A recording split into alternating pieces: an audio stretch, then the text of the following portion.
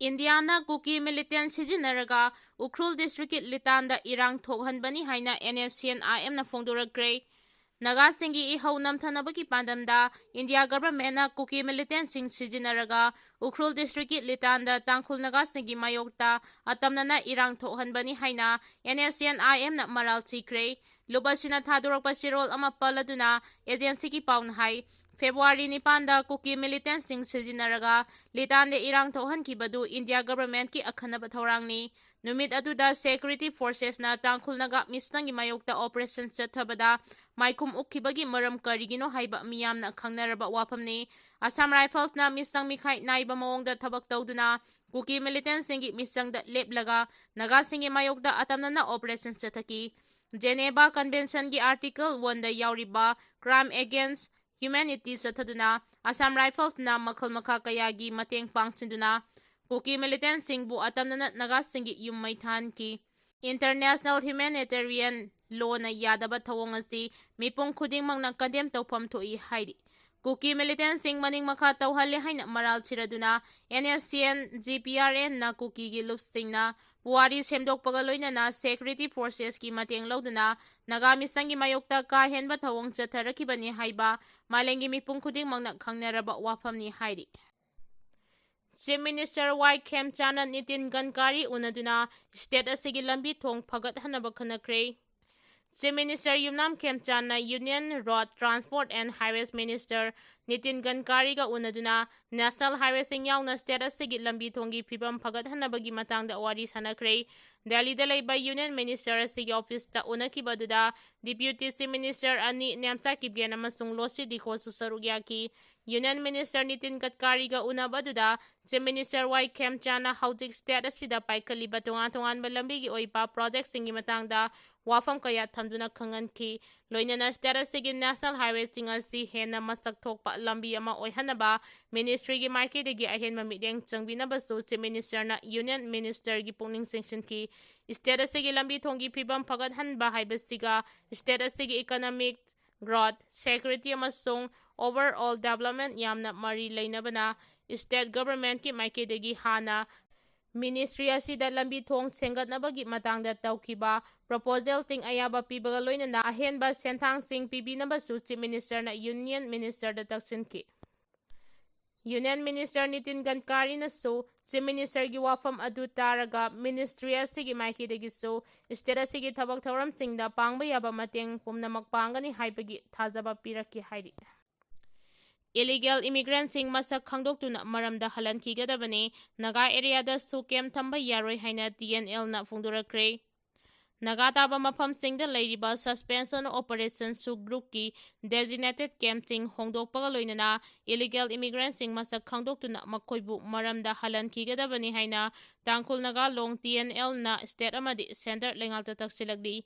TNL gi working committee na thadorokpa chirol amada Kuki militant sing na tha sigi nipanda Litan gi siki pung beles da sanglaktuna Tangkhul Naga gi yumkul ga humdoi hena mai tha kraba matung tha sigi kul humdoi da Sinakai thai bilas ki Lungtar Hill Range ki saruk khara Kuki militant sing na mai tha badana tana aseng agungsi kauba khunja amabu Kuki militant sing na Nongmei namduna faraga pukibagi thawong na singba chathakre Haukiba numitara nipan ni Rom asida Central Security Force ki mamangmaktada sugru ki kedar sing na apaba makal gi kulay paiduna koiches chatpada athingba amata thamdana leiri masitana tana sugi designated camp ta KNAB yauna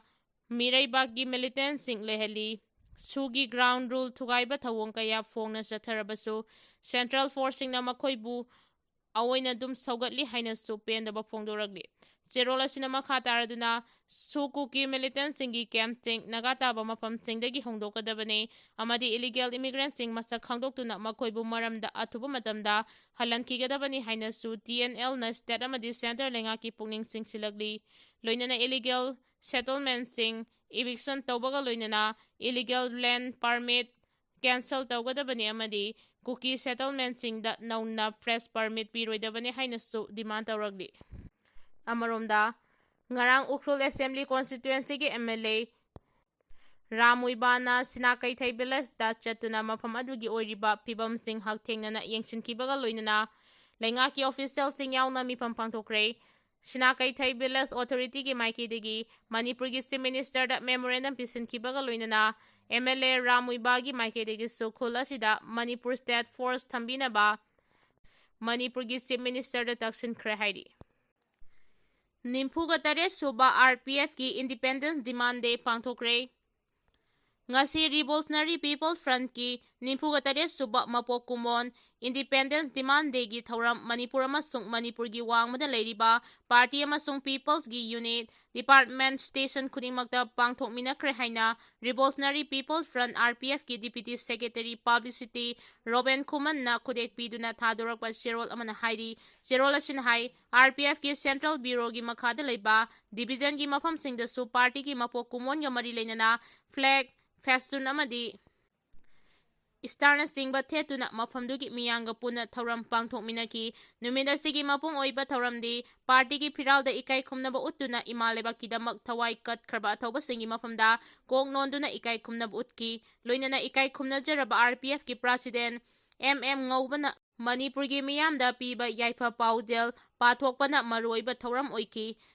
Amaromdana RPF ki Nimpuga Tare Suba Mapok Kumon gi Paudel asina Manipur da yelhaungaidagi khundaminaragliba Kanglup pumnamangna amato oina miyangidamak hena nuksisana na hingminanaba amasung maipakpa purakpa ngamba oirasano haina iraisasingda thamjari hairi.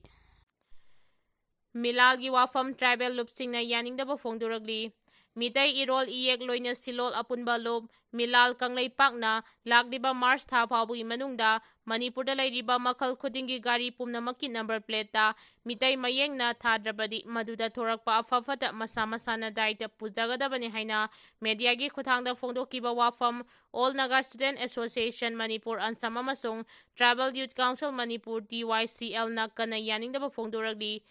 Milalna state asigi oina passenger service tawriba gari sing amadi lanai gari sing loinamak number plate Meitei mayeng na idrabadi haina akanba wafam thamlakiba asi democratically constitutionally yengbada maram chadaba mane.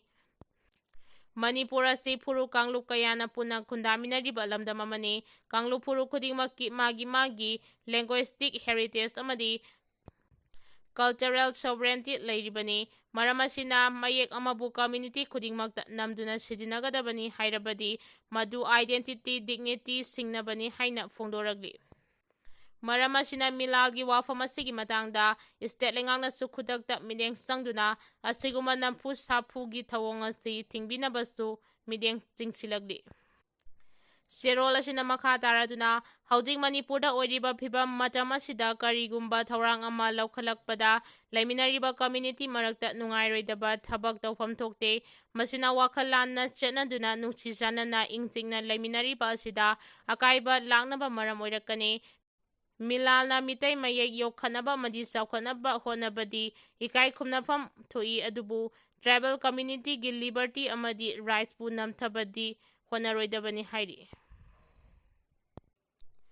Security Force na khulai kya fagatkre Security Force na leptana chatharakba search operation gi manungchana Sagolmang Police Station na konba Nungai Hill Range tagi ngarang khusukulai khara fagatpa ngamle hairi police ki pawgi matung ina Security Force na fagatpa ngamkhraba khusukulai sing adudi country made rifles ama magazine ga konana country made ki 9mm pistol ama Heiss E36 hand grenade ama .303 gi live round mga bulletproof jacket ama amasung mantle flat ani magazine sports ama bulletproof ki helmet ani amasung saling ahumni haina police ki powers na hairi. Manipur University gi nantising recruitment resulta BC amadi mahaki khusabi kharana makoigi imung manung mari mata ngangta hapchilamba thengnare haina KSA na phongdorakre. Manipur University na mamang chahi lising ani kunmanga gi May 16 da notice thoktuna satharakiba aduga chaliba chahi lising ani kuntaru ki February 12 da result out oikiba nantising recruitment adu maming tagi pangthokiba aduga miyambu apangba siduna khubak mayaida sagun tawba recruitment process ama oiramle hariba recruitment result asina pangthokiba nantising recruitment asti Vice Chancellor oiriba Naurem Lokendra amadi mahaki BC office da punduna leiriba mahaki khusabi kharagi mari mata amadi imung manungi miyoi khanba yanaba chathaba recruitment process amani haiba mayek sengna ꯈꯪꯂꯦ ꯍꯥꯏꯅ ꯂꯝꯗꯝ ꯑꯁꯤꯒꯤ ꯃꯍꯩꯔꯣꯏ ꯂꯨꯞ Kangleipak student association KSAꯒꯤ ꯍꯥꯏꯁ artist ꯁꯦꯀ꯭ꯔꯦꯇꯔꯤꯒꯤ ꯊꯧꯄꯨꯔꯤꯕ ꯁꯤꯅꯥꯝ ꯖꯦꯃꯁꯅ ꯈꯨꯗꯦꯛ ꯄꯤꯗꯨꯅ ꯄ꯭ꯔꯦꯁꯇ ꯊꯥꯗꯣꯔꯛꯄ ꯆꯦꯔꯣꯜ ꯑꯃꯅ ꯍꯥꯏꯔꯤ ꯆꯦꯔꯣꯜ ꯑꯁꯤꯅ ꯍꯥꯏ ꯄꯥꯡꯊꯣꯛꯈꯤꯕ ꯒ꯭ꯔꯨꯞ B&Cꯒꯤ ꯅꯟ ꯇꯤꯆꯤꯡ ꯄꯣꯁꯠꯀꯤ ꯔꯤꯀ꯭ꯔꯨꯠꯃꯦꯟꯠ ꯄ꯭ꯔꯣꯁꯦꯁ ꯑꯗꯨꯒꯤ ꯑꯦꯛꯖꯥꯝꯁꯤꯡꯗ ꯑꯦꯁꯤꯁꯇꯦꯟꯠ ꯄ꯭ꯔꯣꯐꯦꯁꯔ ꯏꯟꯆꯥꯔꯖ ꯑꯣꯏꯈꯤꯕ ꯃꯤꯑꯣꯏ ꯑꯃꯒꯤ ꯃꯔꯤ ꯃꯇꯥ ꯂꯣꯏꯅꯅ ꯁꯦꯂꯦꯛꯁꯟ ꯀꯃꯤꯇꯤꯗ ꯑꯆꯧꯕ ꯊꯧꯗꯥꯡ ꯂꯧꯈꯤꯕ ꯃꯤꯑꯣꯏ ꯑꯃꯒꯤ ꯃꯁꯦꯜ ꯅꯨꯄꯥ ꯑꯃꯗꯤ ꯁ꯭ꯀ꯭ꯔꯤꯅꯤꯡ ꯀꯃꯤꯇꯤꯗ ꯌꯥꯎꯈꯤꯕ ꯃꯤꯑꯣꯏꯁꯤꯡꯒꯤ ꯏꯃꯨꯡ ꯃꯅꯨꯡ ꯃꯔꯤ ꯃꯇꯥ ꯀꯌꯥ ꯄꯥꯛꯇꯛꯅꯅ ꯈꯜꯂꯛꯈꯤꯕ ꯑꯁꯤꯅ ꯍꯟꯗꯛ MUꯅ ꯄꯥꯡꯊꯣꯛꯈꯤꯕ ꯅꯟ ꯇꯤꯆꯤꯡ ꯔꯤꯀ꯭ꯔꯨꯠꯃꯦꯟꯠ ꯑꯗꯨ ꯃꯈꯣꯏ ꯈꯔꯒꯤ ꯏꯃꯨꯡ ꯃꯅꯨꯡ ꯃꯔꯤ ꯃꯇꯥ ꯊꯕꯛ ꯍꯥꯞꯅꯕ ꯆꯠꯊꯈꯤꯕ ꯇ꯭ꯔꯥꯟꯁꯄꯔꯦꯟꯁ ꯑꯣꯏꯗꯕ ꯔꯤꯀ꯭ꯔꯨꯠꯃꯦꯟꯠ ꯄ꯭ꯔꯣꯁꯦꯁ ꯑꯃꯅꯤ ꯍꯥꯏꯕꯁꯤ ꯍꯦꯟꯅ ꯃꯌꯦꯛ ꯁꯦꯡꯍꯜꯂꯦ ꯍꯥꯏꯔꯤ ꯑꯃꯔꯣꯝꯗ MTS ꯑꯃꯗꯤ ꯌꯨꯅꯤꯌꯔ ꯁ꯭ꯇꯦꯅꯣꯒ꯭ꯔꯥꯐꯔꯒꯤ ꯄꯣꯁꯇꯁꯨ BCꯒꯤ ꯈꯨꯠꯁꯥꯕꯤ ꯑꯣꯖꯥ ꯑꯃꯗꯤ ꯌꯨꯅꯤꯚꯔꯁꯤꯇꯤ ꯑꯁꯤꯗ ꯊꯕꯛ ꯇꯧꯗꯨꯅ ꯂꯩꯔꯤꯕ ꯃꯤꯑꯣꯏ ꯈꯔꯒꯤ ꯃꯆꯥ ꯏꯃꯨꯡ ꯃꯅꯨꯡ ꯑꯃꯗꯤ ꯃꯔꯤ ꯃꯇꯥ ꯀꯌꯥ ꯍꯥꯞꯆꯤꯜꯂꯝꯕꯒꯤ ꯈꯨꯗꯝꯁꯨ ꯂꯨꯞ ꯑꯁꯤꯅ ꯊꯤꯒꯠꯂꯨꯕꯗ ꯆꯞ ꯆꯥꯅ ꯈꯪꯕ ꯉꯝꯂꯦ ꯃꯔꯝ ꯑꯗꯨꯅ BC ꯑꯃꯗꯤ ꯃꯍꯥꯛꯀꯤ ꯈꯨꯠꯁꯥꯕꯤꯅ ꯆꯠꯊꯔꯝꯂꯤꯕ ꯔꯤꯀ꯭ꯔꯨꯠꯃꯦꯟꯠ ꯁ꯭ꯀꯥꯝ ꯑꯁꯤꯒꯤ ꯃꯇꯥꯡꯗ ꯃꯤꯅꯤꯁꯇ꯭ꯔꯤ ꯑꯣꯐ ꯑꯦꯗꯨꯀꯦꯁꯟ ꯑꯃꯗꯤ ꯃꯔꯤ ꯂꯩꯅꯕ ꯑꯣꯊꯣꯔꯤꯇꯤ ꯀꯌꯥꯗ ꯈꯨꯗꯝ ꯆꯥꯡꯗꯝꯒ ꯂꯣꯏꯅꯅ ꯄꯤꯗꯨꯅ ꯋꯥꯀꯠꯂꯒꯅꯤ ꯍꯥꯏꯔꯤ ꯆꯦꯔꯣꯜ ꯑꯁꯤꯅ ꯍꯥꯏ MUꯒꯤ VC ꯑꯃꯗꯤ ꯃꯍꯥꯛꯀꯤ ꯈꯨꯠꯁꯥꯕꯤ ꯈꯔꯅ ꯆꯠꯊꯔꯝꯂꯤꯕ ꯊꯧꯑꯣꯡ ꯑꯁꯤꯒꯤ ꯃꯥꯌꯣꯛꯇ ꯍꯥꯏ ꯀꯣꯔꯠ ꯑꯣꯐ ꯃꯅꯤꯄꯨꯔꯗ ꯀꯦꯁ ꯑꯃ ꯊꯥꯡꯒꯠꯈ꯭ꯔꯦ ꯑꯃꯗꯤ ꯑꯆꯨꯝꯕ ꯋꯥꯌꯦꯜ ꯐꯪꯗ꯭ꯔꯤꯕ ꯐꯥꯎꯕ ꯂꯨꯞ ꯑꯁꯤꯅ ꯈꯣꯡꯐꯝ ꯆꯦꯠꯅ ꯍꯣꯠꯅꯈꯤꯒꯅꯤ ꯍꯥꯏꯅꯁꯨ ꯆꯦꯔꯣꯜ ꯑꯁꯤꯅ ꯍꯥꯏꯔꯤ SIR ꯄꯥꯡꯊꯣꯛꯀꯗꯧꯔꯤꯕ ꯑꯁꯤꯅ ꯁꯥꯁꯤꯟꯅꯕ ꯚꯣꯇꯔꯁꯤꯡ ꯈꯟꯗꯣꯛꯄꯗ ꯆꯥꯎꯅ ꯃꯇꯦꯡ ꯑꯣꯏꯔꯒꯅꯤ ꯍꯥꯏꯅ N ꯕꯤꯔꯦꯟ ꯐꯣꯡꯗꯣꯔꯛꯈ꯭ꯔꯦ BJPꯒꯤ ꯂꯨꯆꯤꯡꯕ ꯑꯃ ꯑꯣꯏꯕꯇ ꯅꯠꯇꯅ ꯍꯥꯟꯅꯒꯤ ꯆꯤꯐ ꯃꯤꯅꯤꯁꯇꯔ N ꯕꯤꯔꯦꯟꯅ ꯍꯥꯏꯔꯤ ꯏꯪ 2018ꯗꯒꯤ ꯏꯪ 2019 ꯐꯥꯎꯕꯗ ꯁꯥꯁꯤꯟꯅꯕ ꯚꯣꯇꯔ ꯂꯤꯁꯠ 60,070 ꯍꯦꯟꯅ ꯀꯛꯊꯠꯈꯤ ꯁꯣꯁꯤꯌꯦꯜ ꯃꯤꯗꯤꯌꯥꯗ ꯊꯥꯒꯠꯂꯛꯄ ꯆꯦꯔꯣꯜ ꯑꯁꯤꯅ ꯍꯥꯏ ꯏꯪ 2019 ꯐꯥꯎꯕꯗ ꯏꯂꯦꯛꯇꯣꯔꯦꯜ ꯔꯣꯜꯗꯒꯤ ꯁꯥꯁꯤꯟꯅꯕ ꯃꯤꯡ ꯀꯛꯊꯠꯈꯤꯕꯒꯤ ꯊꯕꯛ ꯆꯠꯊꯈꯤ ꯍꯧꯖꯤꯛ ꯄꯥꯡꯊꯣꯛꯀꯗꯧꯔꯤꯕ ꯁ꯭ꯄꯤꯁꯦꯜ ꯏꯟꯇꯦꯟꯁꯤꯚ ꯔꯤꯚꯤꯖꯟ SIR ꯑꯁꯤꯅ ꯁꯥꯁꯤꯟꯅꯕ ꯚꯣꯇꯔꯁꯤꯡ ꯈꯟꯗꯣꯛꯄꯗ ꯌꯥꯝꯅ ꯆꯥꯎꯅ ꯃꯇꯦꯡ ꯑꯣꯏꯔꯒꯅꯤ ꯑꯁꯤꯒꯨꯝꯕ ꯊꯧꯔꯥꯡ ꯑꯁꯤꯗ ꯃꯤꯄꯨꯝ ꯈꯨꯗꯤꯡꯃꯛꯅ ꯌꯥꯎꯁꯤꯟꯗꯨꯅ ꯃꯄꯨꯡ ꯐꯥꯍꯟꯅꯕ ꯍꯣꯠꯅꯁꯤ ꯍꯥꯏꯈꯤ ꯁꯦꯅꯥꯄꯇꯤꯗ ꯄꯣꯄꯤ ꯌꯥꯟꯊꯠꯈ꯭ꯔꯦ ꯁꯦꯅꯥꯄꯇꯤ ꯄꯨꯂꯤꯁ ꯁ꯭ꯇꯦꯁꯟꯅ ꯀꯣꯟꯕ ꯁꯥꯗꯤꯝ ꯍꯤꯜ ꯔꯦꯟꯖꯗ ꯑꯦꯀꯔ 9 ꯔꯣꯝꯗ ꯊꯥꯔꯝꯕ ꯄꯣꯄꯤ ꯄꯥꯝꯕꯤꯁꯤꯡ ꯌꯥꯟꯊꯠꯇꯨꯅ ꯃꯥꯡꯍꯟꯈ꯭ꯔꯦ ꯄꯣꯄꯤ ꯌꯥꯟꯊꯠꯄ ꯑꯗꯨꯗ ꯁꯦꯀ꯭ꯌꯨꯔꯤꯇꯤ ꯐꯣꯔꯁ ꯐꯣꯔꯦꯁꯠ ꯗꯤꯄꯥꯔꯠꯃꯦꯟꯠ ꯑꯃꯗꯤ ꯑꯦꯛꯖꯤꯀ꯭ꯌꯨꯇꯤꯚ ꯃꯦꯖꯤꯁꯇ꯭ꯔꯦꯠ ꯌꯥꯎꯅ ꯆꯠꯊꯈꯤꯕ ꯗ꯭ꯔꯥꯏꯚ ꯑꯗꯨꯗ ꯄꯣꯄꯤ ꯊꯥꯕꯗ ꯁꯤꯖꯤꯟꯅꯕ press pump pipe water container ꯑꯃꯗꯤ ꯂꯧꯇꯥꯡ ꯁꯪ 2 ꯑꯃꯁꯨ ꯃꯥꯡꯍꯟ ꯇꯥꯛꯍꯟꯈꯤ ꯍꯥꯏꯔꯤ